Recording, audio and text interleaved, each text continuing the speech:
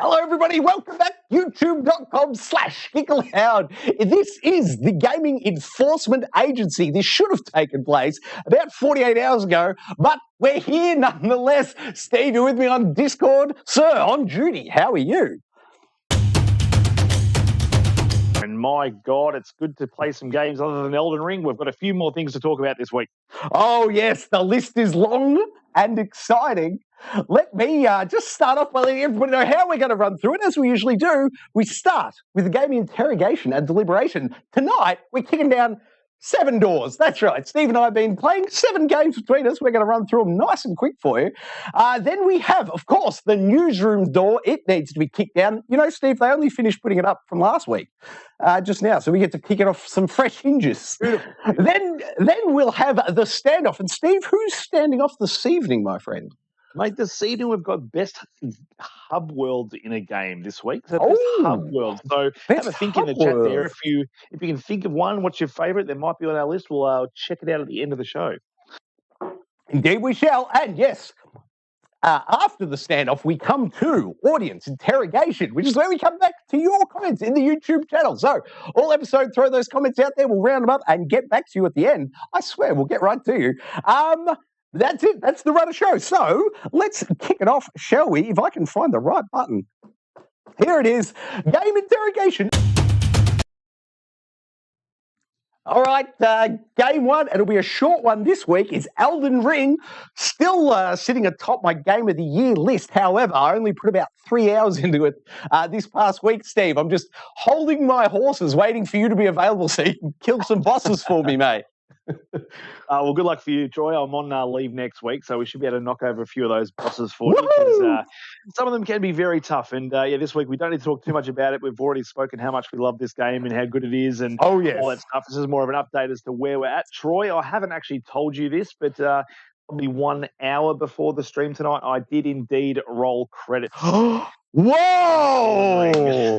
Great effort, Steve. Well done, sir. Serving the G.E.A. well. You're lifting our numbers way up.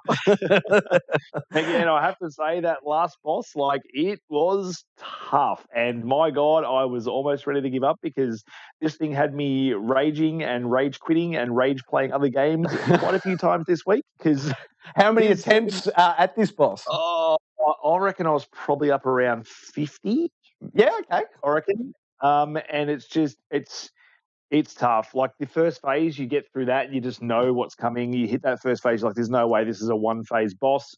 Yep. You hit phase 2, you get to maybe half health on phase 2 quite a few times using your mimic tier, and then he just throws out some, I'm going to say it, some absolute bullshit, Troy. Oh no! What's the last phase got in store for us? Oh, he's got everything, this guy. I'm not going to spoil what he looks like or what he does, but no, thank you. He's got some area of effect things that are just there's nothing you can do. Absolutely nothing. And you are just cursing the game going, why is this? Like the boss before this, I thought was hard but fair, and you could actually read this guy's maneuvers and get through it if you persevered. Maybe, I reckon, for me, it was maybe 12, 15 goes to beat him, and that was really satisfying. Yep. This thing, I just wanted to get through it. I wasn't having fun fighting this boss. Did you cheese it in the end? I wouldn't say I cheesed it, but I did have to summon some help. Yes. I summoned help multiple times though, so it's not like it is a definite win, because I summoned probably 20 people before I summoned someone today, and we finally got through it. I reckon I'd summoned him, the same guy, maybe 3 times that we tried. So now, is this someone you'd organised with, or just a random drop in game? Just random. Got rid of the password. Wow. Just was. Kept reusing the finger, and gold signs would come up, and most of them you can't summon because people are just being really quick to summon those gold signs straight away. So you got to get in there and summon them and just hope you get someone that's decent. Yes. So I finally found something that was good, and he obviously kept putting his sign down to be summoned into a game, and I managed to get him 3 times in a row. And on our 3rd try, we did finally finish the boss. So it was very satisfying, but I felt a little bit, like a little bit disappointed that I felt like I had to do that. It wasn't me and my mimic doing it like I've done the whole game. But at the end of the day, I just wanted to roll credits on this thing because I'd spent so long on it and I just wanted it done. And I want to go back into the world and try and polish up a whole bunch of other stuff, knowing I've at least finished the main crux of the game. So now I've done that. What was the hour count at the rolling of the credits moment? I'm sitting at, I think it was 79 hours, 38 minutes at level 154. That's great work, man. Great work. I love it. Good on you. I put about 3 hours in during the week and I didn't level up not even once. It was a total wash for me on Elden Ring this week. Just couldn't get my head back into that headspace. I don't know if we've even talked about the patch they rolled out, which did kind of nerf our sword a little bit. Did it? No, I didn't know any of this. Yeah, they nerfed. If you try and use our grind spot and stuff with our sword, they've actually nerfed it a fair bit. It used to do, I think, 2,700 and something damage using the beam, and now it does like 877. Oh, boo. So they did it, it was 1.03, had a massive nerfs on this and a whole bunch of other stuff. So still a good sword, still one of the best weapons in the game you can get, but by far, not what it used to be, unfortunately. So your recommendation is unpatch and just roll it version 1.0 off the disc and use the big sword to get it done? Yeah, bloody oath, as long as it doesn't crash your console. Well... Oh, that's a great point.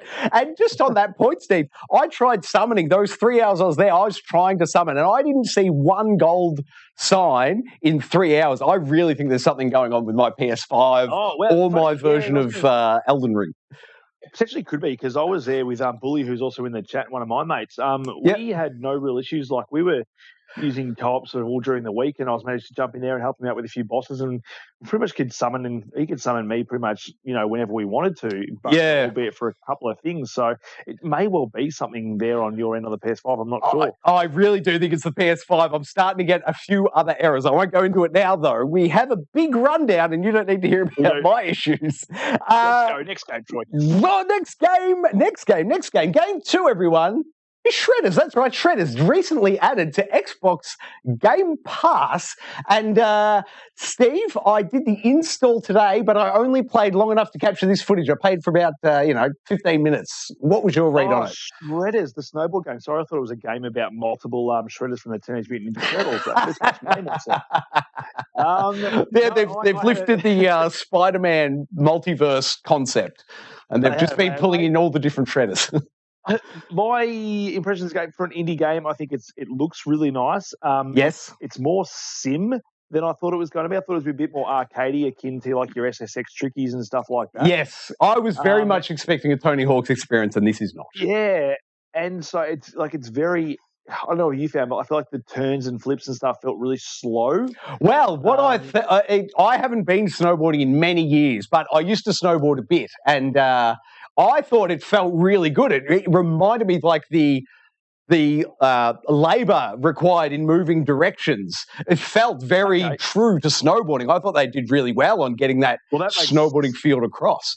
Well, that definitely makes sense, because I think the developers that's what they were going for, the realistic feel in snowboarding. So for speaking to someone who's actually snowboarded, that's actually good to hear. If you are a snowboarder and you enjoy this stuff, then the mechanics might actually sort of work really well for you. For me, that's not what I was looking for in this game, because the game itself presents itself like a sort of arcade with the story, and they've got scripts that are quite fun. And I actually don't mind the interactions with the characters in the game. I actually think they're quite witty and quite funny, and it keeps it quite fresh. But for me, I never got the feeling that I was not in a tutorial. I don't know if it changes, but it just felt like the whole game I was being taught how to play as opposed to just let loose. I don't know. Yeah, no, the menu system's a bit crazy. It's just on screen. Oh, I'm looking at a delayed feed. On the menu system, man, you can just flick it to mission mode or like free run mode. I ended up just flicking it onto free run and cruising my way across the mountain and having a great old time. The knock I'd have... Oh, sorry. One thing I wanted to clear up. I am not a snowboarder that is capable of doing any of these tricks in real life. Let me state that nice and clear and up front. I can snowboard downhill, yes, but I've never gone over a jump or... what's the past tense of grind? There's no need to be honest here. No one's going to ever see you snowboarding, mate. For all we know, you can do, 360 board grab, 1080. Who knows? No. The only thing I can show you is the scar on my arm where they had to cut me open and reattach my shoulder after I ripped it off. That sounds more like the snowboarding I know. My failed platforming holds true in snow as well. The one knock I'll give on it, Steve, I was going to ask how it went with your 120 hertz monitor, but I saw some real bad frame issues on some turns. No, I haven't had any performance issues. I don't know whether it's the VRR of my TV support that might be helping that, but I didn't have any frame issues at all. I got it quite good. I think for an indie title, Game Pass, like you're not really forking out any money if you've got Game Pass. Yeah.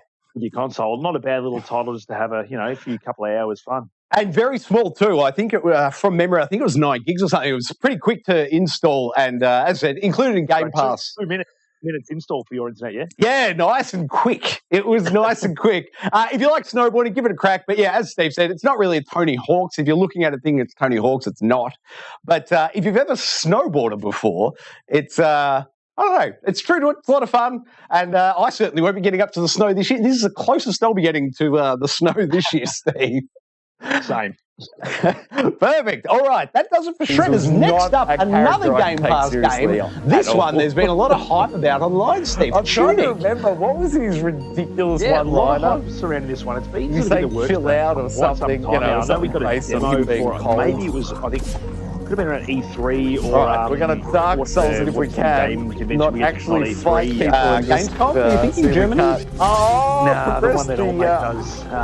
That sort of summer Game Fest, or whatever it's called. Yeah, Summer Game Fest. Yep. That didn't go so well. So I think they announced it there, and we got a demo around that time last year, and had a bit of a go again. And for me, it's hard to play this game as a demo, knowing it's part of a fuller game. I don't really find it easy to get into. Yes. Unless they do save game progress. This way. Well, yeah, that's right. Then I can get into it. But this game's got a really charming art style. The fox is adorable. I'll speak not just for myself, but for the goodness, that guy hits hard. I have not been to go that way. He's got a shield and everything. So, but playing the game, the combat for me isn't where the game shines. I think something like Death's Door that came out last year. Man, I wish there was like a... Sorry, on Death's Door, I am drawing a total blank. Which one was Death's Door?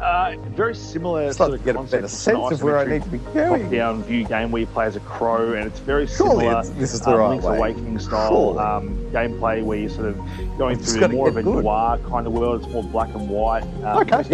You can't take him seriously as Mr. Freeze because of the Terminator. Sure. I agree completely. completely. Watercolory sort of. The weird thing is that you can take him seriously as the Terminator even after seeing him as I found it Mr. very Freeze. hard to sort of figure out. Feels like that should multiple occasions playing through stop to that the first area of this wasn't until I figured out once you hit that giant bell thing, whatever it is, that you need to like cut some rope and get down on it. Yeah.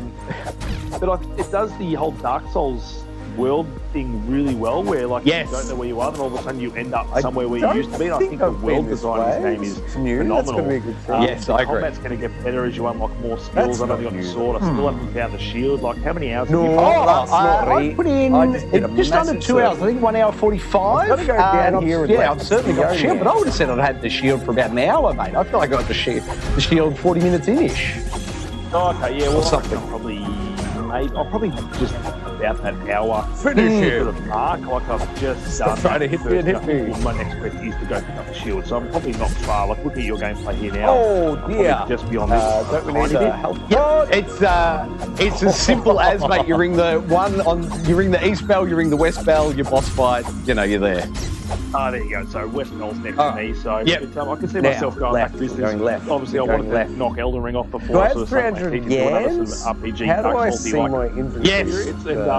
And now that I've got that, I've got 382. What I need to do is go back. This is a very good Zelda. I think it's more Zelda and than it is Dark Souls. I need to go back to the shop and buy I don't know. I'm hoping the only thing I could Alpha probably Crate. knock on it is this whole menu system. I think it's a I'm little hoping bit it clunky wasn't when it a comes to single-use what vial. goes where and Yes, hitting was all the the time shop and just bringing in up the stuff that glowy you don't want. cave? But, very, very charming game so far. I don't recall what was in the game. I absolutely love the way when you solve something, you suddenly feel smart. It gives you those little moments It's something up I'm there, but smart, I can't see a way up. which I'm We always can't jump very yet. proud of. And the other We one I either like, collected Steve, I don't something know if already you're from the coming cave up or to it we need to yet, come back here but later. I think it was between ringing the West Bell and getting to the boss where I really had to employ the Dark Souls technique of just running past everyone.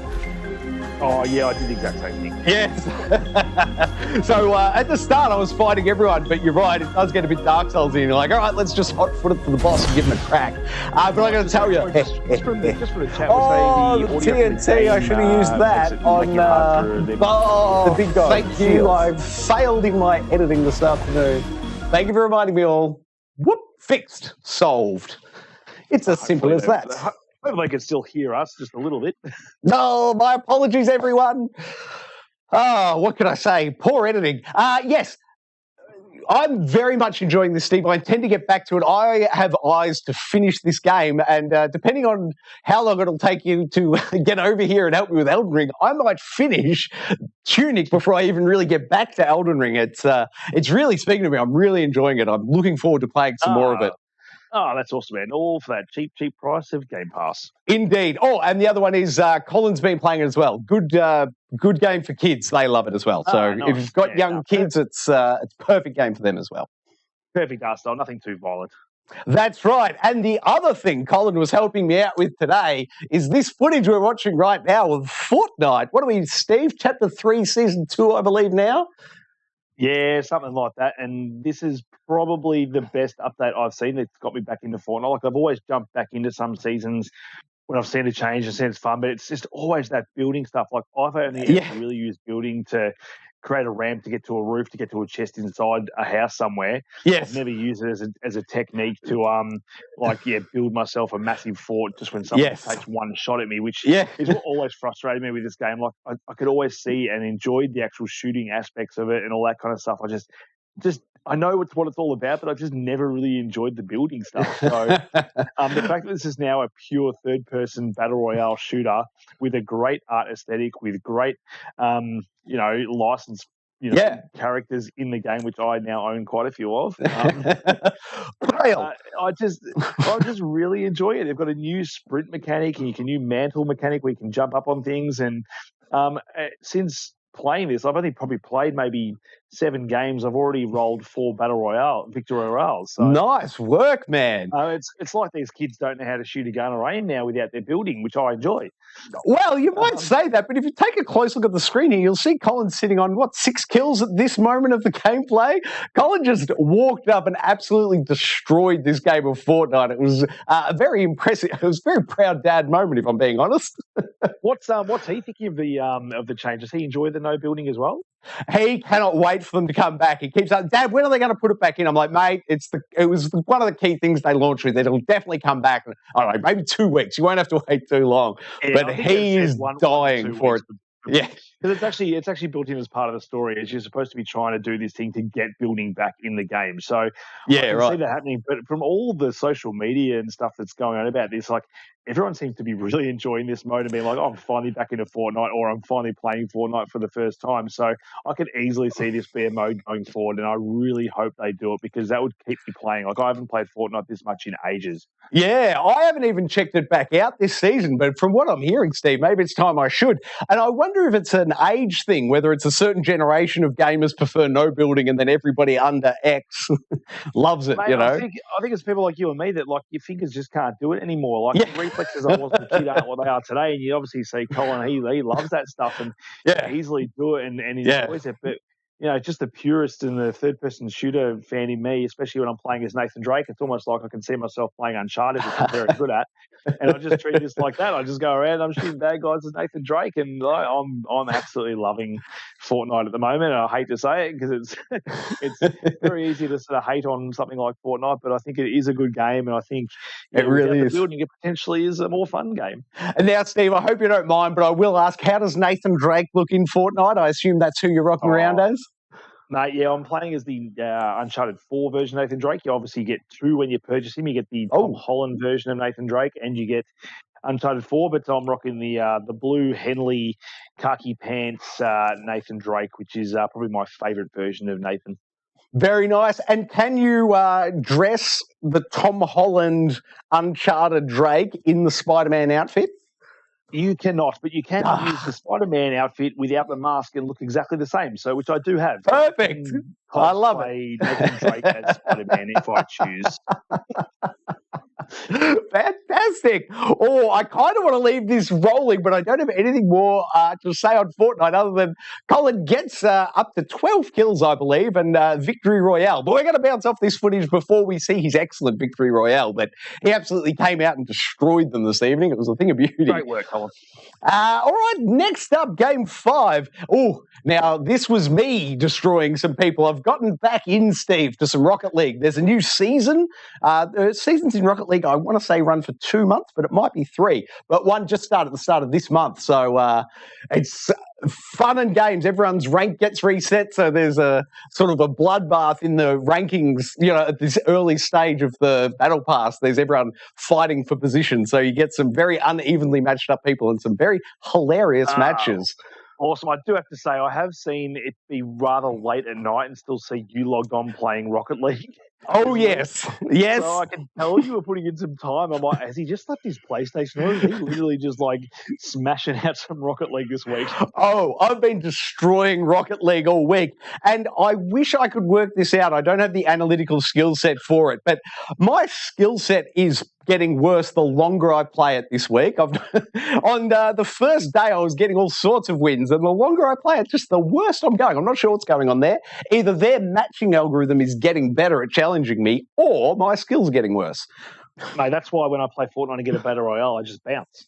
Yeah, nice. And then you come back to me, I'm done what I need to do today, and I'll come back later. That's true, man. Oh, the Rocket League. I think I only now have 3 trophies left, and then I have all the trophies in all the main game and DLC. There's about, what is there? It's either 84 or 48. I think it's 84 trophies all up available in Rocket League at this point, and I've got all but 3 of them. Do it. I absolutely love Rocket League. I can't say enough. And if you didn't know, it's free to play and cross-platform. So if you've got any console at all and you haven't played Rocket League, it's free. Check it out. It's awesome. I'm not a big soccer guy. I don't like soccer. Put me in a car, though. I'm all about it. I love it. All right. Rocket League is still great. Next up, Steve, new one, Ghostwire Tokyo. But I just need to explain to people that what you're looking at here, this first bit, is available for free for everybody. It's like the prelude. It's a graphic novel that sets the stage for Tokyo in Ghostwire. But Steve, over to you. You've got the pre-order, I understand.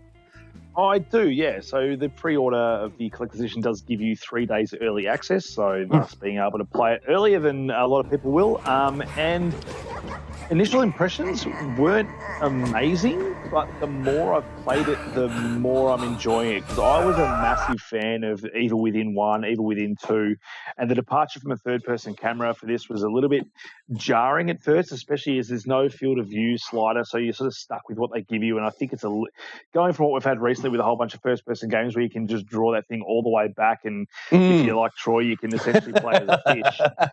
125-degree field of view. So you get past that. It does have 6 graphical options. Which wow, that seems excessive. Normally you've got your quality and your performance. This one's got 3 different quality modes and 3 different performance modes. I'll tell you straight away, do not bother with any of the quality modes. They run at a subpar 30. Oh, nasty. Your performance mode is 60, but it does have drops on all performance modes. Like there are drops and it can get quite sluggish. So I imagine some patches might iron that out. But it does, your performance is just like either a normal performance mode, it's got a performance quality mode, then it's got a performance what do they call it? VAR mode specifically. So I'm assuming that's for TVs that can support VAR, and it's got a performance mode. So it's trying to hit the highest possible frame rate possible. So I've got it set to that. But I mean, I've flicked different scenes where it's been chugging back like between the different performance modes, and I feel like I'm getting the same performance no matter what. So is there no satisfactory setting for you? Well, no, like the best one probably still is the VAR mode. So if you've got a TV that's got VAR support, then that probably still is the best mode because you're getting the best quality graphics with the higher frame rate. But yeah, like it's definitely not hitting a solid 60 at any point. I don't think. Like, wow, there's not much happening. It's doing that, but when there's a lot of particle effects and stuff going on the screen a lot of the time. A lot of the combat involves a lot of particle effects, which are really cool. And it brings me to my next point, which is actually a really good thing, which is the DualSense features. Like this game feels awesome. Like you see all the stuff going on the screen, you're feeling all of that through the controller, like every sort of little tiny thing, the rain, the moves through the hands, like you're essentially just some Tokyo Strange, what's he's called, Doctor Strange, like just doing all the magic and stuff. Like it's pretty cool. Like it does sort of play like a first-person shooter. Sorry, mate, if I can just ask, on the controller, do they use the speaker well or not so much in this one? Yeah, no, the speaker's done. So you've got this guy in your head. So you're playing as a bloke called Aikido. Not really a spoiler. At the start, he's sort of pretty much dead, just like the rest of Tokyo. And then this guy called G.E.A comes in, which you're seeing on screen as well, and he sort of possesses you. And there's a whole backstory between him and the main sort of antagonist in the game, and I'm really early on in sort of that stuff, but sort of he's the reason you've got these abilities. There's some cool stuff between him and your character, and he's obviously talking at you through your controller and through the TV as well. I think you can set it up so he just solely comes through your controller if you like. Default language is Japanese, so you have to actually go and flick it to English if you like.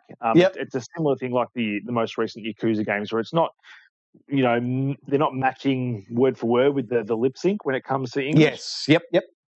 But from all accounts, the voice acting is still really good. So I've enjoyed the English voice acting. It's not like it's placeholder or anything like that. Oh, great. It's really good. And some of the voices do seem quite familiar. Like I'm pretty sure I've heard the main character in other games before. I haven't gone and looked at what he is, but they do seem quite familiar. And it's enjoyable. And they've got a nice sort of a back and forth between sort of KK and Aikido, and they've got this sort of love-hate relationship at the moment, which I'm sure they'll work through come the end of the game. But and by the end of the game, you're friends. Is it a satisfying? So you don't sound like you're fully invested in it, mate. If I'm being honest, it sounds like you're a little bit standoffish. No, so that was sort of my initial impressions. The more I've played it, the more like it is more of your Ubisoft collectathon-y type game, but I think the aesthetic actually lends itself really well to it. Like it's something much more different. Like you're doing all these things that you kind of done in other games before, but it does have this really weird and sort of cool atmosphere to it. And like the graphics, although given the fact, I'm going to sound negative again, but being a native PS5 game doesn't quite look like a native PS5 game. But I think the way when you're playing it and you've got the controller in your hand, it just the whole experience feels really cool. Like the way it feels through your controller, you actually do feel like you're casting these spells and you're actually in the world. So that stuff's really cool. I think the enemy designs, albeit overused a little bit, like you do see some of the same enemies, are really cool. I mean, I got a trophy for patting a dog, which I thought was kind of cool. It was the easiest trophy I've ever got. It's like you patted a dog. I'm like, sweet. Nice. I can read animals' like memories now, and I read a cat's memory, and it just said that it was in a bad mood. I'm like, so yep, like all cats. So I thought that was quite funny. The world, if you've ever played like a Yakuza game, the world is very similar to sort of that. It does feel. What's the size? Bigger. Yeah, what sort of size is it? Yeah, it's hard to say because it's sort of it's sectioned off. Like you kind of got a ghost of, or what's it called, fog of war kind of thing going on with this like fog that's in the world. You've got to go around to these gates, and once you've like purified these gates, then you get rid of the fog in the air, and you've got more places to explore. So it's all part of the story, and it's semi kind of keeps the open world more linear, which is what they're probably used to more with their what's it called, Evil Within games. Yes, yep. So it does. So by the time you open up, it becomes open world. But what you're doing is a bit more linear. You've got side quests you can do, which some of the visual stuff in the side quest stuff is very reminiscent of Evil Within, where the reality stuff just changes all of a sudden. Like chairs are on the side of the wall. You're in like a weird thing where blood's coming out of the wall. Or happening. And it does keep you guessing, and it is really cool to look at. So that's the thing. Like I know we've played a lot of these games before, where you're ticking boxes and map markers and stuff like that. But it's just being in this world is it's just different. And I think that's why I enjoy being in the world. And sort of the more I've played it, and the abilities I've started to unlock, you're kind of like a Ghostbuster. You're trying to you find all these ghosts, and you've got to liberate them. And it's a weird thing where you've got to suck these ghosts into these items you've got, and then you've got to get to a phone booth to get them out of the world, and then there's a character that's on the outside that's apparently turning their ghost back into human form, and there's all this stuff going on that I don't really know what's happening yet. I'm sure it's all going to come to a head, but it's all really weird, but it's weird in a good way, and I think that's what keeps it fresh. I think you could be doing these things in a Ubisoft, like in a Far Cry game, and think, I'm bored of this. But the fact that it's got this cool aesthetic and, weird story that's going on, and it's got some Evil Within stuff with it that, I don't know, I still think I'd probably prefer to play a third-person version of this, and I think it could still work well. But no, like, I am definitely going to finish this game. I think it's not a hard platinum, and I can see myself doing the side quest stuff, and the collectathon stuff actually is quite addictive, especially after playing something like Elden Ring, where you sort of don't have your hand held at all. It's actually kind of nice to go back to a game where it's just like, I know what I'm doing.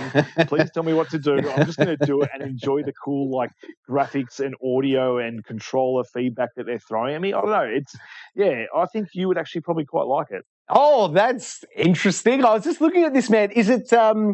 Is there much narrative, or is it predominantly the open world? It feels like there needs to be a lot of narrative. There's been a fair bit of narrative so far. And is that just cutscenes, or is it all sort of heavily with you in the world and just extra characters around you? There is cutscenes, and the cutscenes are quite good and compelling. And then you've obviously got KK, who's in your head, who's explaining stuff as you go. As well, and it is quite mysterious. Like, I don't really know too much about the antagonist just yet, but he is there, and so I've got a group of people, which I'm assuming are going to be boss fights at some point. Yes. And the story, there's enough story there to drive the gameplay of what you're doing, I think. And if it keeps sort of going on this path, and the abilities that I can see that I'm unlocking, I think will actually create even more immersive and more fun game experience. Like, I'm already having fun, like casting spells like Doctor Strange, that I know I'm getting more spells to come, and the fact that I can upgrade all that, there seems to be a really cool upgrade tree. I think sometimes games with their upgrade trees can be a little bit like, like, I don't really need a lot of stuff. Even Sifu, like, there's some stuff in Sifu that like you unlock, and that's pretty much all you need to finish the game. And a lot of the other stuff's a bit superfluous, where you don't really need it, but you're going to unlock it because you're playing the game anyway, and you probably barely use any of them. Whereas this game looks like a lot of the stuff you unlock actually does better your character and is going to, increase your fun and the gameplay experience. So. Nice. And I'm not seeing anything in here. I'm just looking at this footage for like the 8th time. Do you have friendly NPCs that are in your dimension, or are they all enemies? They're pretty much all enemies. Like, you do come across these side quests, you've got these sort of ghost characters that you are speaking to and stuff. They're not really helping you, but you are sort of helping them. They're not enemies, but they've also been trapped up in this whole like thing where the whole of Tokyo's been destroyed, and you've got to try and set them free, and that's what you're doing. But at the moment, I've got no real helping NPCs apart from KK, who's in my head. So, yeah, right. And is it very much Johnny from Cyberpunk? Pretty similar. That's probably a good way to say it. Yep. He doesn't really pop out too much from what I've seen at the moment, like Johnny does, and you don't really see him. He is in your head a lot more. Yep. And sorry, I think you said this earlier, but just to clarify, when you say he's in your head, what you mean is he's in your controller? In your controller. Yeah. No, so you get a bow and arrow, which is kind of cool, which is used in the mechanics in the open world, where you got to use your sort of vision to see stuff, and then you got to shoot it with your bow to get rid of these things, which will allow you to capture these ghosts, which is then how you actually rank up your character. So all the ghosts that you're collecting and taking to those phone booths, they will give you XP to actually upgrade your character. Okay, and with the fast travel system, how does it work in this, assuming there is one? I haven't sorted it out yet. I don't know if there is one, but on the map markers, when you see the gates that you've actually unlocked, there are like those little, like, your little fast forward arrows that look like what they should be in fast travel mode. I can see that, but there's no icon on the map that says fast travel or anything when I'm on that. So I don't know whether it's something I unlock or whether it's something that's just not there because the world isn't that big and you don't really need to use it. Yeah, well, I was very surprised with Dying Light 2. I feel like their fast travel system didn't unlock until like 20 hours in or something. It was very deep in the game for me. Yeah, so it might be there. You can like shoot yourself into the sky. There's these like yokai flying around the buildings. Like a double jump or significantly high? Nah, significant high. Like at the top of the buildings, you get to see them. You use like this grapple hook, and then you hook onto it and then shoot yourself on top of the buildings. And then once you're on top of the buildings, you hold X and you can like glide across the buildings. And one of the abilities is to obviously unlock how far you can glide across buildings. And then if you jump off any building, you just hold X to sort of make sure you float to the ground without dying. So It's got some cool traversal mechanics as well. But no, it's taking me by surprise. Like as I said, initial reactions were like a little bit like, what's going on? The frame rate's not great, and it took a little bit of a while for it to warm up. But now that I'm in it, I'm really enjoying it. And it is pretty much just that gameplay feeling of the controller in your hand. Like you don't really get a grasp of it until you actually hold the controller. Yeah, nice. Well, what say on your leave, mate? If you swing by the studio, maybe you bring Ghostwire with you. Although you probably bought it digitally and that won't work at all. Yeah, you are correct, sir. Dang, so close to checking it out at no cost. My final question, Steve, can you please tell me what is a Ghostwire? That is a wire that is of a ghostly apparition. So it may or may not be see-through, or you may or may not be able to walk through said wire. Walk through the wire. Okay, so it's crazy. All right. I guess you'll have to play it a bit more to find out. I'm not sure what I'm meant to be imagining. I have no idea what a Ghostwire is. I assumed when you were spellcasting, like that looks like little bits of ghosty wire off your hand. I assume that's what it was in reference to. Because I think because you do have to once you weaken the enemies, you can do this thing that steals like their heart/soul, which does replenish your ability to use like your magic and stuff. So it's probably got something to do with that ghost wire that you're using. It hasn't actually been explained in the game yet. And if it was written down, I would never have found out.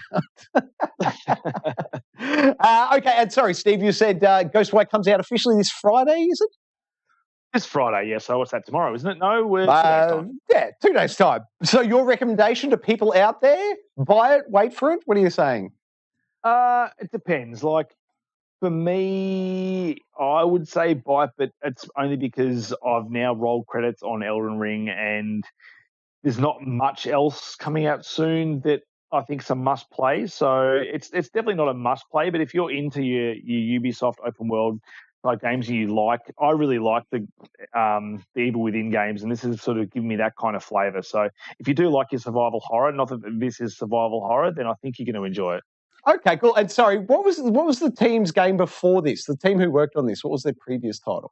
So it was Evil Within 2 was the most recent game they've done. Right. Okay, very good. Man, no, I'm still not sure. Looking at it now, a demo, that would be grand. If they gave us a demo, I would be all about it. But part of me, Steve, is just like, at some point, this is going to be, PlayStation Plus, Game Pass, what have you. Spartacus. Ooh, any news on that yet? No. Nope. Game 7 this week. Destiny 2. Oh, I should have noted this on the other game as well, but I didn't. This is obviously footage from me playing on the Let's Play. So, yeah, you can't see or hear me now, but if you bring up the Let's Play of Destiny 2 from last Friday at 10 a.m., you could see and hear this, which I'll note, Aaron, who I'm blanking on his screen name, but Aaron, Steve, who we played with... Yes. Sea of Thieves. Sea of Thieves, thank you. And he pointed out to me, Steve, we're still going to go back and finish that last mission on Sea of Thieves. No, we really do. I still have it installed. I really enjoy Sea of Thieves. I know, we're going to go back and finish that up. But the reason I'm saying all this is to say that I'm anticipating the next 4 Fridays in a row will be Aaron and I working through the Witch Queen campaign of Destiny 2. So if that tickles your interest, keep your eyes on the channels. 10 a.m. Fridays for the next 4 weeks. I'll probably be able to join you next Friday as well, Troy. Hey, I love it. I love it. That'll be excellent. I might actually make it an Elden Ring one then. No, we're definitely doing Destiny 2 the next 4 weeks. You can lock that in, take it to the bank. I'm absolutely loving it. Steve, I hadn't checked out the Crucible matches. Have you played any Crucible? No Crucible with this season so far. All I've really done is a fair bit of the campaign stuff. But you have played Crucible in the past? I have played Crucible in the past. I've never played it before, but I'm going to let you explain to the viewers out there what it is, because I don't think I'll even nail it properly, but I'm thoroughly enjoying it. Steve, can you please describe for us Crucible? I don't know if I can describe it, because it's been a while since I've played it. I'll give it a crack, and you jump in and correct me when I get it wrong. It appears to me to be 4-on-4. It's you versus an AI. It'll match you up with 3 random other people. Oh, I'm sure you could party up and get in there. But it's basically you're trying to speed run an instance almost. You've got to kill enemies to drop motes, and then you've got to collect, I think, 100 motes. Once accumulative across your team. You've collected 100 motes. You'll spawn the end boss. First one of you and the other team in their separate instance doing the exact same thing, getting 100 motes and spawning a boss. It's first person to kill their end boss wins. That would be how I'd describe it. Steve, am I close? That's it. No, that sounds pretty close, Troy. I think you've nailed it. All right. Well, we'll go with it then. I'm not confident, but Steve says it's good, so we'll go with it. It's thoroughly enjoyable. Basically, I'd bought all the campaigns and DLCs the last couple of years, but had never really played any of them. So it's been my first time looking at a lot of stuff, including the Crucible, but I had forgotten just how fun the online shooting was for Destiny, Steve. If you haven't, if you've got a hankering for Call of Duty or something, but my gosh, the online shooting in Destiny 2 is fun, and I'd forgotten all about it. Oh, it's amazing. That's why just like after I finished my Halo and I wanted something similar, I went straight to Destiny, and it definitely scratches that itch, and it continues to do so. And now that Elden Ring's, credits have rolled, I might have some time to polish off the campaign for Destiny 2 most recent expansion. Yeah, you're obviously, Steve, please join us on the Fridays if you want to finish it off with us live on air. That'd be awesome, and you'd be most welcome. Will do. Beautiful. All right, that's going to wrap it up. That is our 7 games. My God, we've had a big week. All right, I've got to hit a button because we're going to news somewhere. There's meant to be a news thing. Isn't there, Steve? Or am I wrong?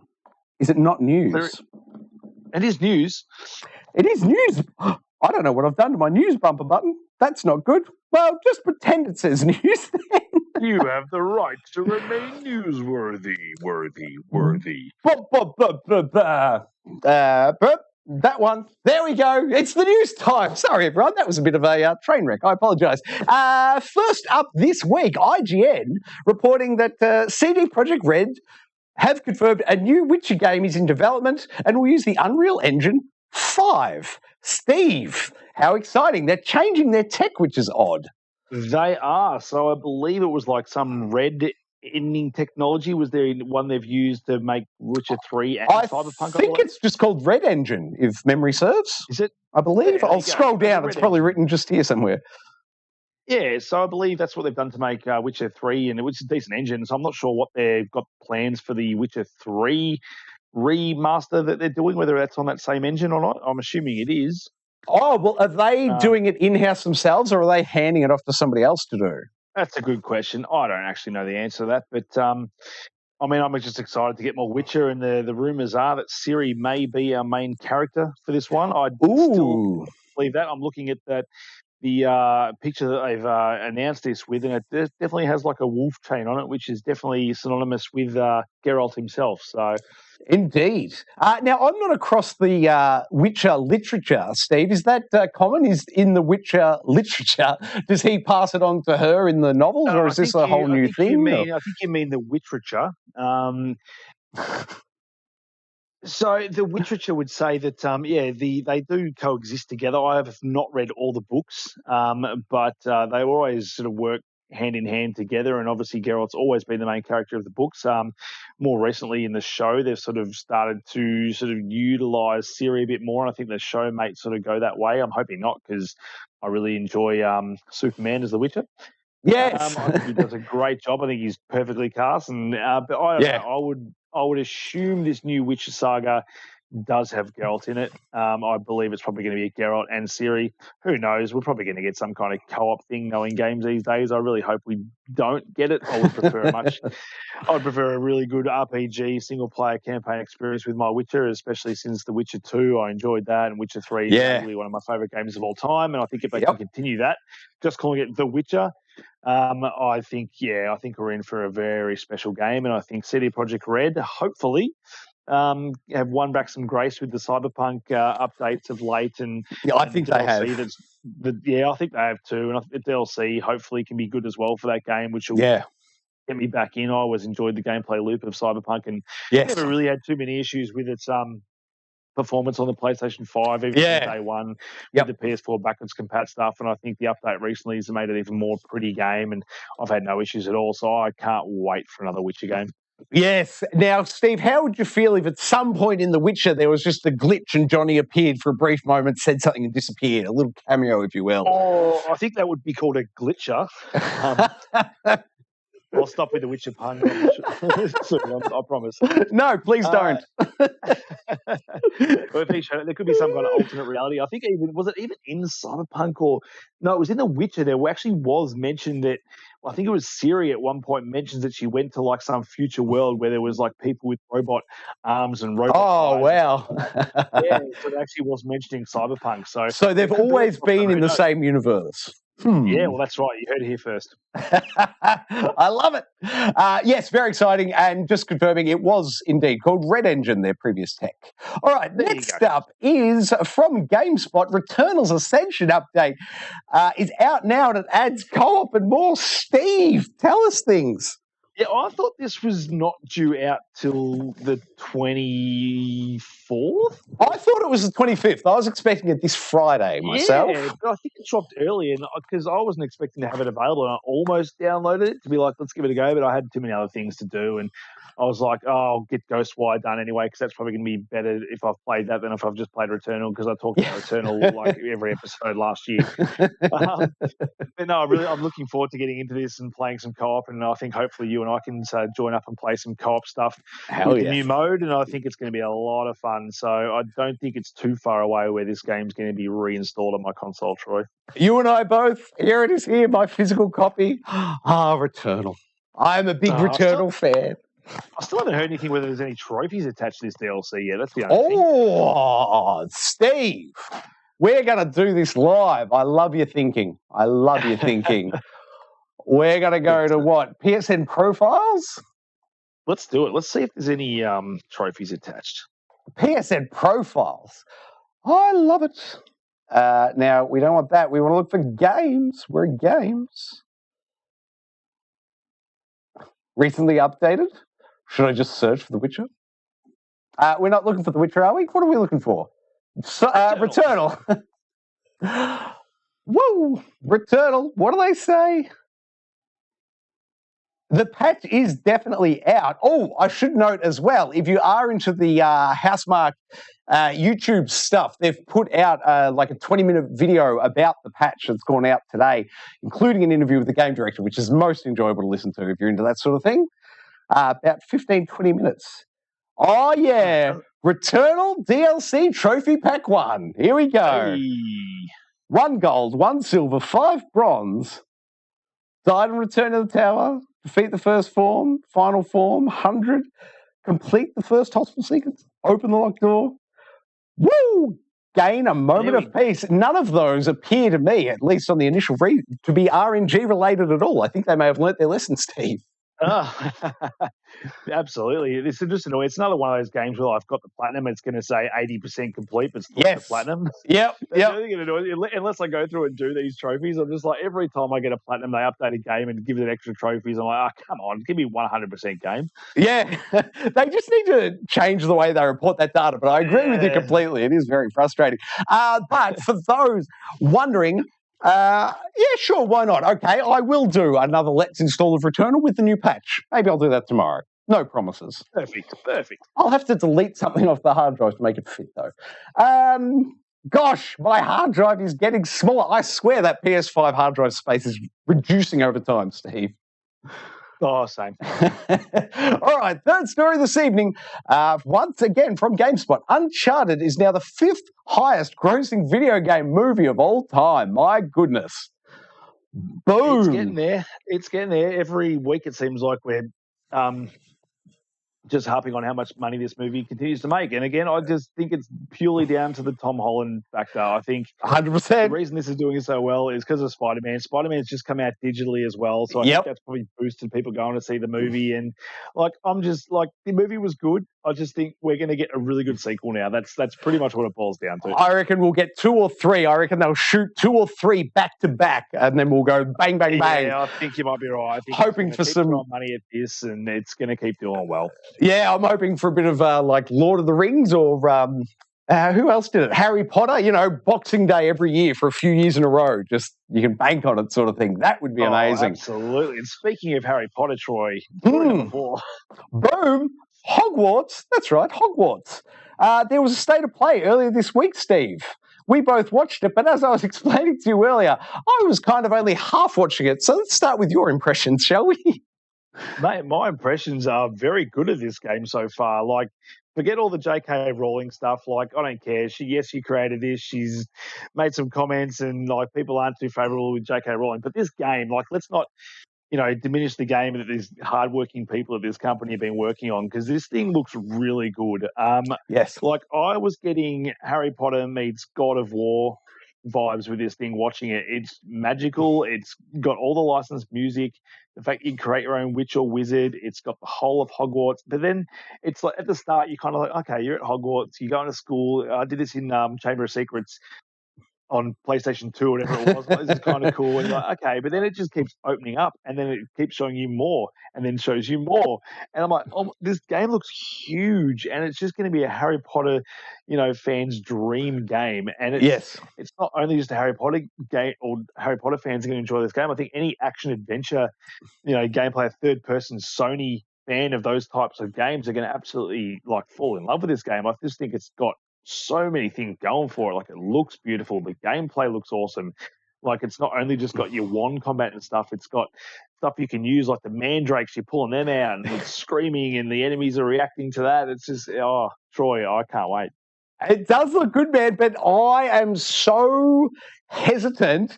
Everything on there looked great, but it didn't look to me cohesive enough for me to get a good feel for the minute-to-minute gameplay. Like, they showed a whole lot of it felt like different abilities that you've got, but it never showed well, at least I didn't notice a good flow through of how they interact with each other on the whole. And my concern is that a lot of that video was all smoke and mirrors.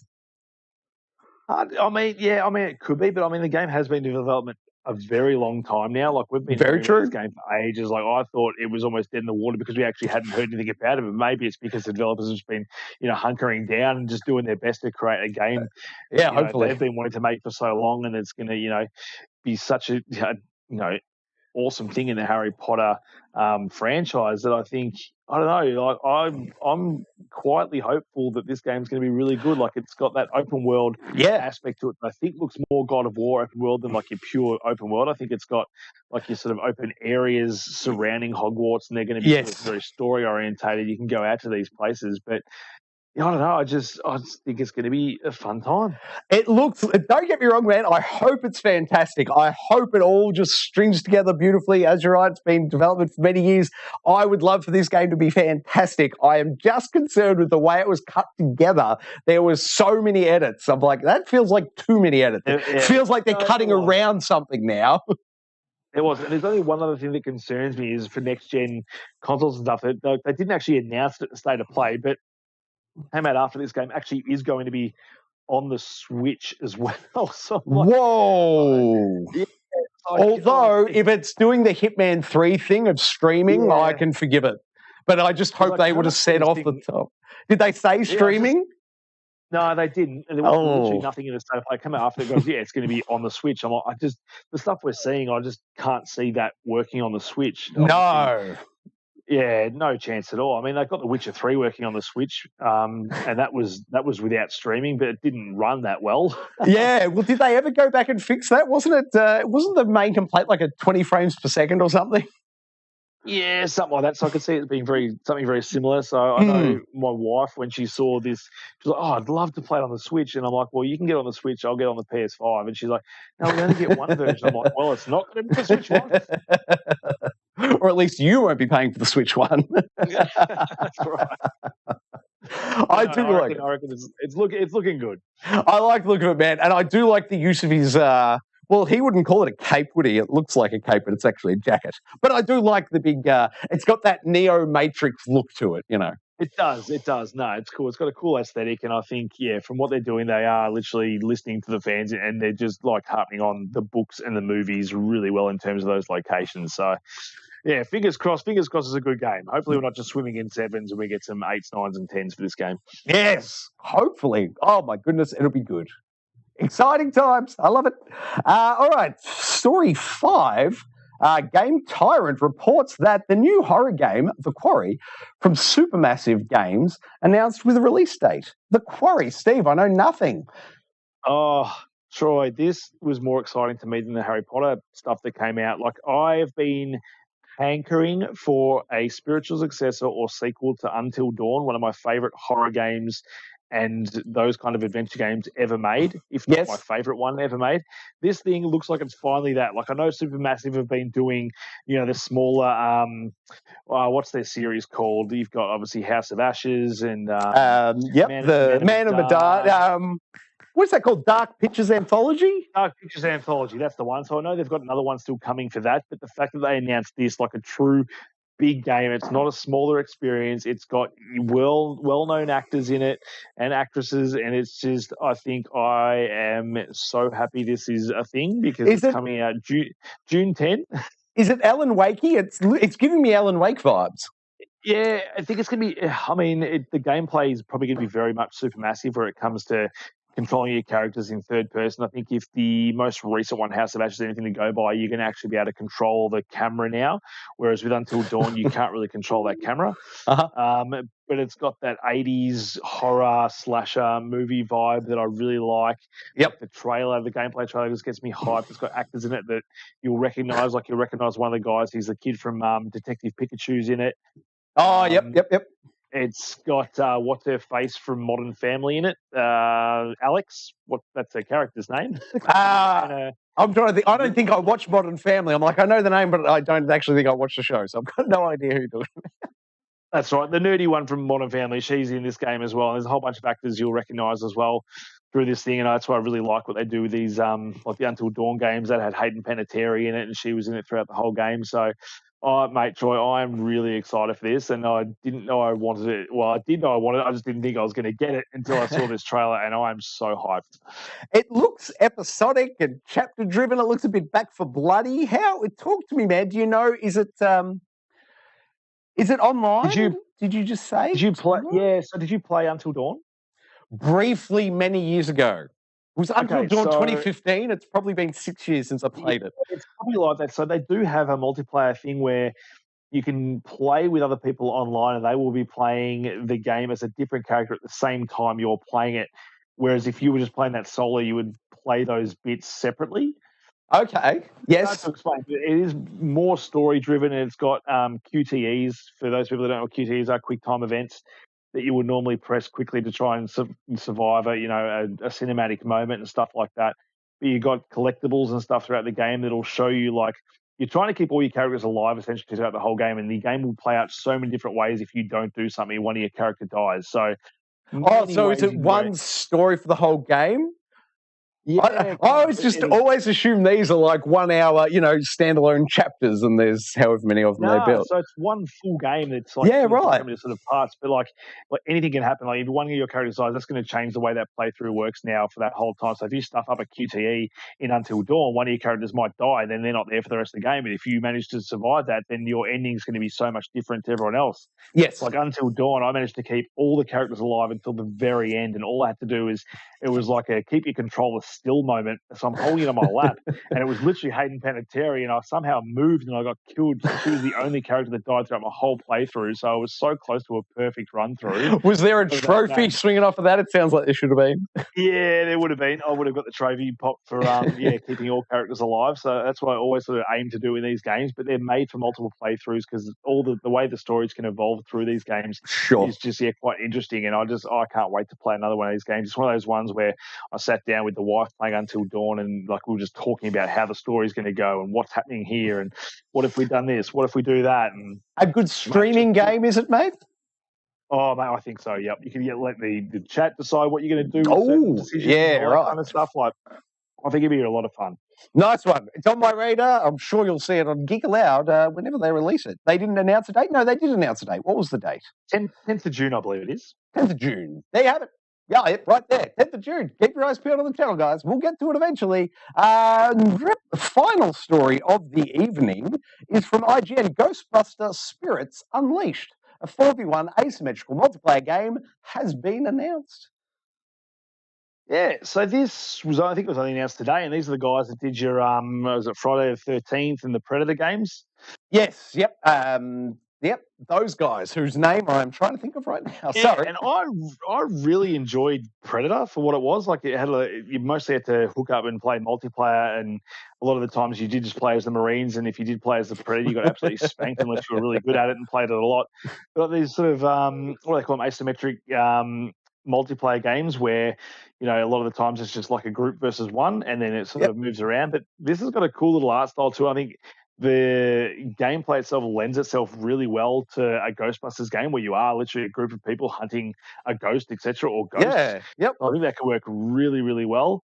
I'm pretty sure I read somewhere today that Greg Miller of IGN and now Kind of Funny is actually playing one of the characters. Oh, wow, how appropriate. That dude has been banging the Ghostbusters drum since the 80s. He loves his Ghostbusters, and I'm pretty sure he's sort of mates with the developers of the game because he loved Friday the 13th, and I think he loved Predators and stuff like that. So it's good to see these developers actually do incorporate people in the games media and actually now using them within the game. And I think him and Timur Hussein as well, who's sort of amongst the gaming community over there as well. I think he's done a lot of stuff, and I think there's a couple. I can't think of their names that are actually writing the game as well.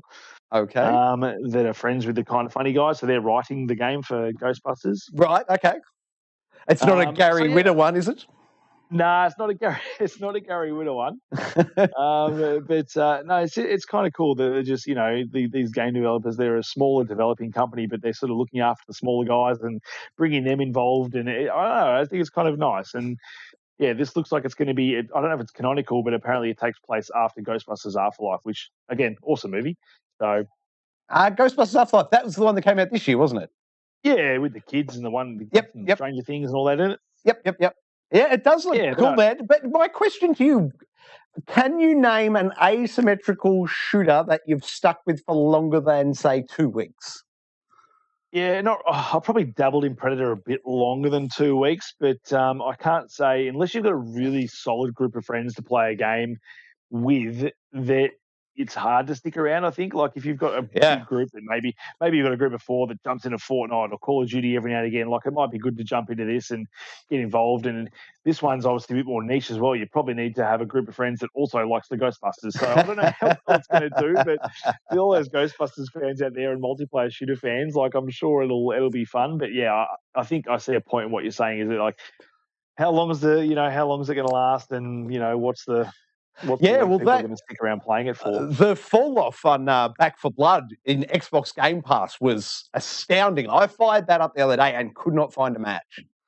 Yeah, it's just crazy, absolutely crazy. Yeah, that's the thing with these multiplayer games. I think this one does have a solo-ish mode where it does hook you up with bots, and you can play it and grind away levels, which will help you out with the multiplayer as well. Which I don't think any of the other games have had a sort of standalone offline mode. I think you still have to play it online. So that's something different. You can actually still get that Ghostbusters experience and play it offline as well. So I'd probably see myself playing this for a couple of weeks at least.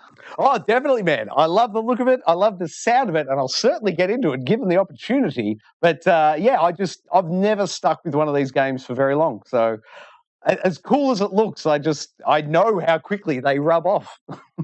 Yep. All right. Let's wrap it up with Game Informer's new releases coming out this week.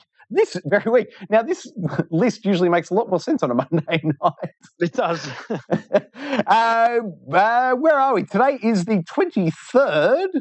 So, jumping to tomorrow, a Memoir Blue, PlayStation 5, Xbox Series XS, PlayStation 4, Xbox One, Switch, PC. It's coming out everywhere. And coming out tomorrow. I don't know. Looks like some sort of a narrative-based thing. Not for me. Next up is The Ascent coming to PlayStation 4, PlayStation 5. Now, was that a 6 months or a full 12 months after it came out on Xbox? Oh, feels like 6. I want to say 6. It does feel like 6. Like it could be longer, but it does feel like 6.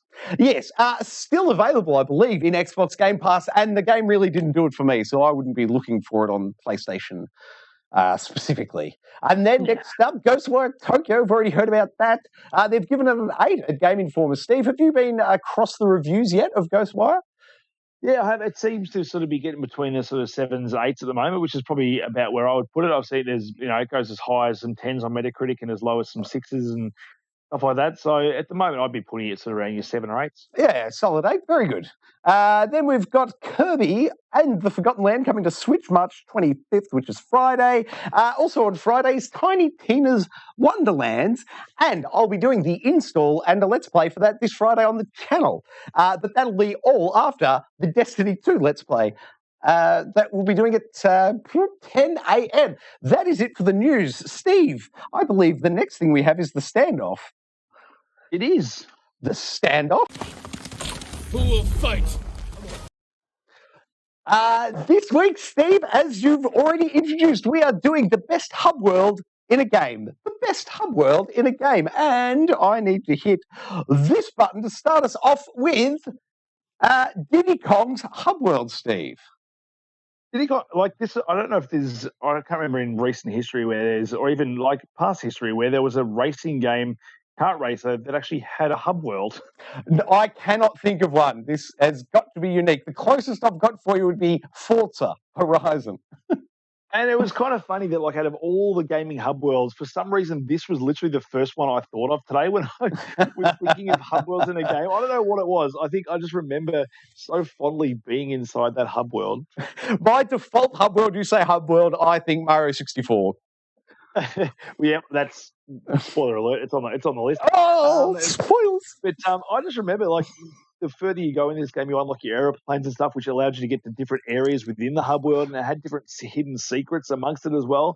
Yeah, like, I don't know whether it was my young child mind, but I reckon I go back to the game today and I probably have no idea what was in the hub world. But I remember exploring that thing so much, and the fact that you have to go off the beaten path to find mission areas for your actual races and stuff. I don't know. It's something just tweaked in my mind. Like, that was such a cool thing in a kart racer for the time. I love it, man. That's great. Next up, we have Metal Gear Solid 5's Mother Base. Oh, that's a bit of a turn from Diddy Kong, isn't it? It's a bit different. Mother Base, like this, again, not the most aesthetically pleasing hub, but it was just the fact that all the stuff you did in the main game that would bring back to the Mother Base. Yeah, reflected on the Mother Base. It's great. Reflected. You can go and smack your dudes around. You can, like, flip them over and they just, like, say, thank you, sir. Get back from your mission, jump in one of those little showers, clean yourself off. Yes, clean yourself up, speak to some of the NPCs and stuff. It was just, I think it was a really cool hub world that just, it wasn't just there for the sake of being there. Like, it had real world implications to what you were doing in the main mission. All your characters would end up there. There was a whole side story thing that happened where, kind of annoying, where I think everyone started to get some kind of disease and you had to figure out where it was coming from. Yes, and yep. I still remember, I think I looked up a guide because I just didn't want all my characters I'd already, like, rescued dying, so I was like, I need to do this as quick as possible. So yes, you and I both. But I think that was part of it. I think it was like, I think that's what they tried to actually instill, is just like, you don't want all your characters to die, and you're just doing everything to try and make it not happen. But yes, I don't know, it was a cool sort of mechanic in the way that, everyone you rescued came back here, and you just had this, like, one cohesive part to go back into the game after you'd sort of spent all that time in the open world. The other good one about that one, I'm going to say it was Sean. Let me know about this one a couple of months ago. But apparently, if you go back to your Metal Gear, it's not apparently, it's true. If you go back to your Metal Gear Solid 5 Mother Base on your birthday, they'll sing you happy birthday. It's fantastic. Look it up on YouTube if you don't want to wait for your actual thing. And it's quite the crazy sight. And Steve, I don't know if you've had a chance to look up. I've had it on screen for a minute, but somebody built it in Minecraft, and I just think that's pretty cool. Of course they did. All right, so that was Metal Gear Solid 5, Mother Base. Next up, Steve, I'm just going to hand it over to you right now.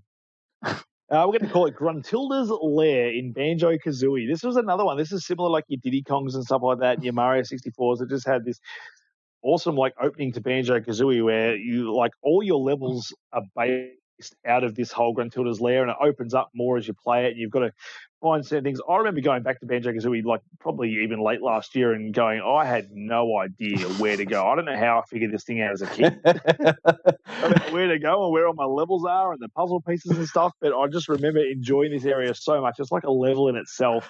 It just keeps expanding, and it's just got a really cool aesthetic with the giant witch's head and the bridge. I think it's just one of those most iconic Nintendo 64 era hub worlds that we just don't see this day and age with video games. Yes, I agree, mate. They are very special, the old ones. They don't put as much love into them as they used to, I think. They don't. Could you argue? I wonder maybe a hub world's a thing of the past now with the speed of the consoles. They don't need the hub world. They can just load from level to level to level without needing a smaller level to load, if you know what I'm saying. I think so. I think you see a lot of hub worlds with multiplayer games. There's a game that's not on this list that does have one like that, which is Destiny. Oh, great call. Yeah. Where you come back to, and it's just like, I didn't want to include that because it's one of those, I don't know, I prefer these type of games where like it's old school, not a hub world, you go into your levels from there, whereas Destiny, it is kind of just that world where you're picking up your engrams and all that kind of stuff, so we don't need to talk too much about that. No. Is arguably one of the most iconic hub worlds ever created in video games. Oh yes, it's the Normandy. Love it. Isn't it? We have talked about Mario. My apologies. I was clicking around as you were talking. I didn't realize I'd clicked over without you. I apologize. Yes, Mario 64. My apologies, Steve. We already touched on it, but yes, Mario 64. Like, I still remember to the day the first time stepping into this world and jumping the first time into one of those paintings, and it does a little shimmery effect. Yep. And you're in that world, and my God, how magical this game was for its time. Like, and we go back and play it now, there's still something about jumping into a painting and it becoming a level that's just magical. Yes, and the paintings that are scattered throughout Elden Ring remind me of them in 64. Yes, if only you could jump into those paintings and find them created through the world. Like, that's something I wish you could do because believe me, with Peach's Castle. I spent a good 30 seconds trying to interact with that image. I'm like, there's got to be a way in. It's like, come on, man. Mario 64 was doing this back in the 90s. Yes, but as I said earlier, it is my default. You say hub world, I think the castle. Sorry, mate. Now we are on to Mass Effect 2 and the Normandy. We are. The Normandy. So we obviously had, I think the Normandy featured in Mass Effect 1 as well, but I think it was more fully featured in Mass Effect 2. Definitely number one, yeah. Where you would have all your interactions with all your troops, and you know, this is where you built your relationships within the game, and you set out on your, crew missions specifically. And this is just like, in terms of storytelling and character development, I think there's no other game that had a hub world where you would create so much story, I think. I agree completely. And don't forget that you could drive the Marco remotely on other planets from there as well, Steve. How could you forget that key feature of Mass Effect 2? That's right. And it was just as well, those things you came back there, you knew by the end of that game, you knew everywhere, like where everyone was in that Normandy, you knew where all their rooms were, you knew how it all worked, all the different levels. It was just your home away from home, the old Normandy. It was. And now that we're talking about it, Steve, I'm reminded of how well Guardians of the Galaxy did their little ship as well. Agreed. Okay, next up on the list, Borderlands 2 Sanctuary. I only realised recently that they always call it Sanctuary. They do call it Sanctuary. I think it was in Borderlands 3 we had... the ship was called Sanctuary. Yeah, exactly. I fired that up again the other day and it's weird. Oh, hang on. Yeah, whereas I think in Borderlands 1, I think there wasn't anything called Sanctuary. I think they always alluded to the Sanctuary and you never actually saw it. Oh, I thought you pulled up at the Sanctuary in the bus right at the start. Well, I'm not 100% sure because I know in number 2, like you find Sanctuary, and then all of a sudden, halfway through the game, it like launches into the sky.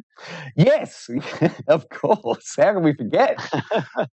So I thought that was always such an epic moment. It was one of those things like after being out battling things and all the first shooting. It was another one where you would go in there and you'd find all your NPCs and talk to them, and go play the jackpots and all that kind of stuff. I just think, it was just a nice place to relax in the whole Borderland world. Go visit Moxie's bar. Give her a tip. That's it, Moxie's bar. That's right. Then next up, God of War, Lake of Nine. Lake of the Nine or Lake of Nine? Lake of Nine, I think it was called.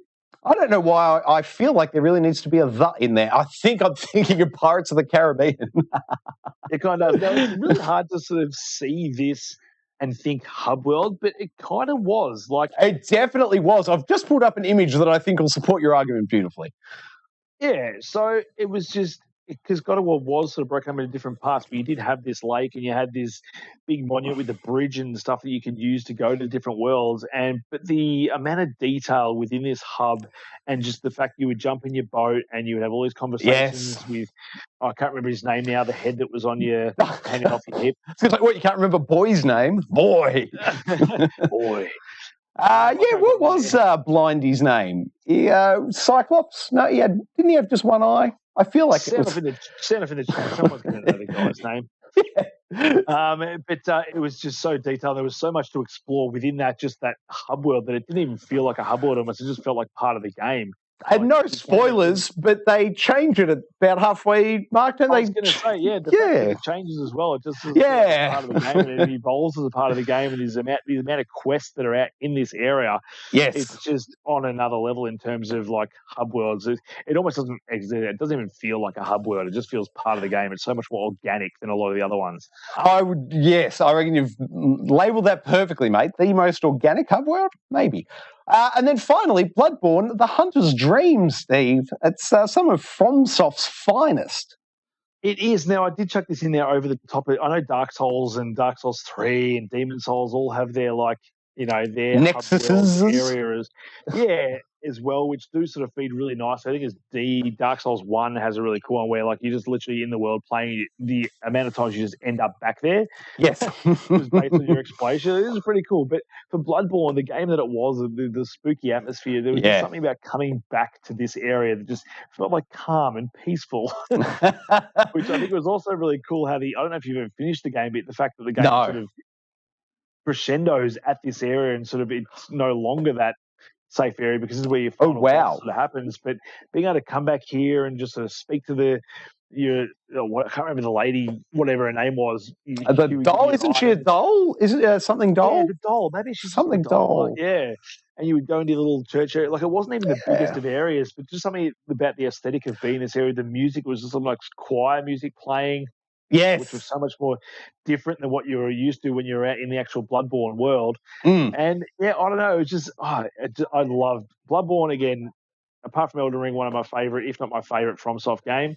And just the hub world in this just is one of those moments is just like, I'm at peace. It is great. Sorry, mate, one's just come to me. Does Sekiro have a hub world? I'm blanking on. I don't think it does. I can't recall one in Sekiro, but it's been a long time since I've gone hands-on with it.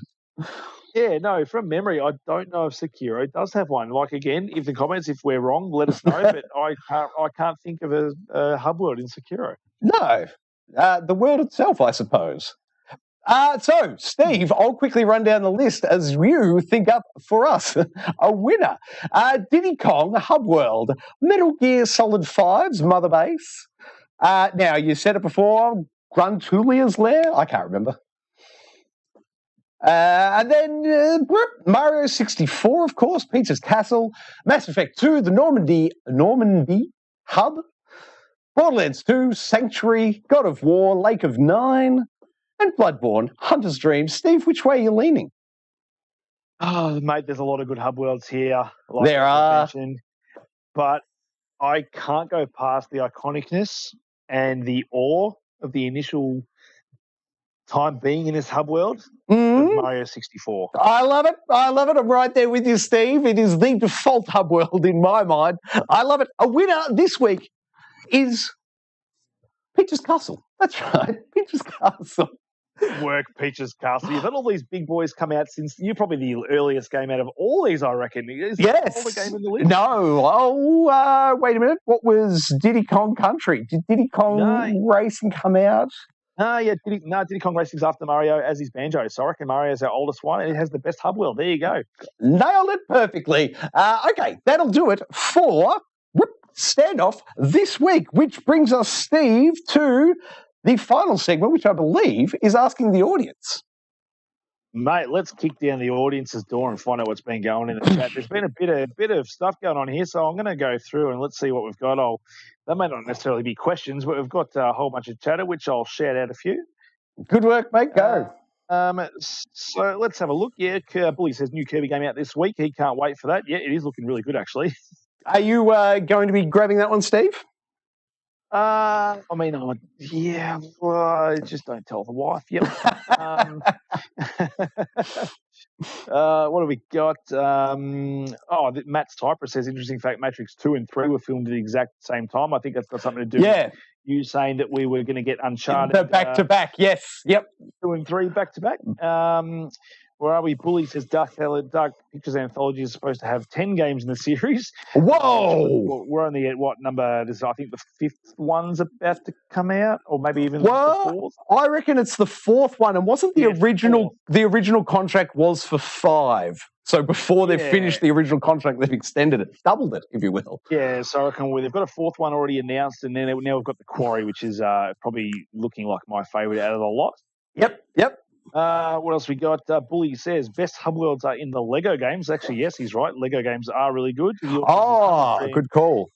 Hunter's Dream in Bloodborne and Gruntilda's Lair in Banjo. Nothing will beat Mario 64 though, and Peach's Castle remake in Mario Odyssey comes close. Good call. Great call. I love it. Oh, the Odyssey. Yeah. Yes, and we do have a question from Bully. Now, Troy, I'll hit you up with this question first, and feel free to give yourself some time to think about it. We've got lots of talk lately about Sony doing remakes for old titles. What would be the number one game to be remade for current gen? Can be any game from any console. If my wish list, the game my default answer, what do I want to see remade? I want to see the original Splinter Cell trilogy remade. I've been wanting that for a very long time. Original Splinter Cell, there you go. I want the trilogy. I want the original, what was it? Pandora Tomorrow.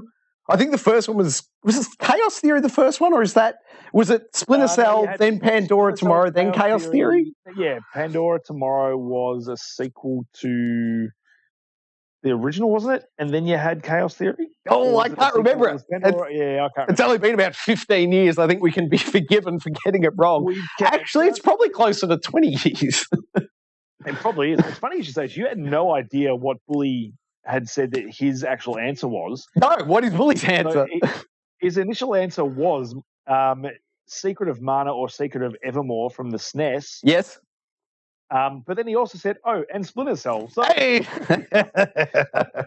For me, I'm thinking a slightly newer. Wait. Feed it to me slowly. Let me see if I can guess it. Give me a few hints. Okay. It involves a character from Fortnite. Oh, gosh, that doesn't really narrow it down, Steve. It involves a character on Fortnite that I've mentioned tonight. Uncharted? Tom Holland. You want to see a Tom Holland remake? Nope. Just an Uncharted 1 remake, Troy. Very good. That's on the cards, isn't it? Or is that only a rumour? No, we're getting a Last of Us 1 remaster/remake. No mention of an Uncharted remaster yet, but I would love to see the first game remastered. Am I confusing it? Did they already remaster it once? Was it originally on the PS3 and then they re-released it on the PS4? Yeah, so Bluepoint did that's right. Yes. 1, 2, and 3. So it got the 60 frame, it got the graphic bumps and all that kind of stuff. But I would love to see a full remaster of number 1. Well, with the success of the movies, mate, it's possible. Oh, I know, not even a remaster, it's a full remake. I would love to see that sort of game re-envisioned as a brand new game. Would you want to see Naughty Dog do that or somebody else have a crack at it? Nah, Naughty Dog. Yes, I would leave it in the very capable hands of the Naughty. Absolutely. Of the Naughty Dogs. Steve, I believe that's going to do it for this week, mate, unless there's any other business that you're aware of. No, the only business I'm aware of is I have work very early in the morning. Oh, that's right. Go! We're going a bit long. This show just slightly over an hour. Sorry, Steve, I was trying to... Yes. Beautiful. Thank you very much for watching, everybody. This is, of course, a 2-day late Gaming Enforcement Agency. We'll be back Monday night moving forward. So next Monday, only, 5 days away, we'll be back here with Gaming Enforcement Agency, 8 p.m. Monday night. Thank you very much, Steve. I am off duty, sir. Boom. Thank you very much for watching Geek Aloud. What else can you do with it? Like it, subscribe it. You'll...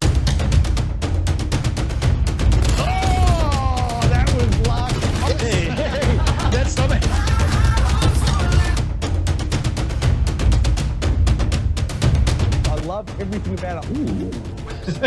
Fire splash! Old Uncle Donkey. Donkey.